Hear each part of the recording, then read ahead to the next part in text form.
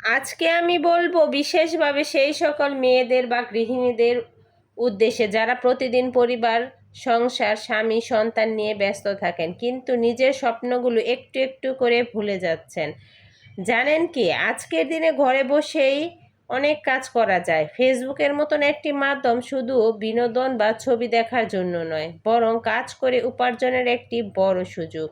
যদি আপনি রান্না পারেন তাহলে রান্নার ভিডিও বানান। যদি আপনি সেলাই কাজ, হস্তশিল্প, ডিজাইনিং, সাজুগুজু, গল্প বলা, লেখা, গানের গলা, যে কোনো একটি জিনিসই পারেন সেটাকেই কাজে লাগান। মোবাইল হাতে থাকলে এখন আপনি একজন কন্টেন্ট ক্রিয়েটর হতে পারেন। ঘরে বসে নিজের পরিচয় গড়ে তুলুন, নিজের ট্যালেন্টকে সবার সামনে তুলে ধরতে পারেন।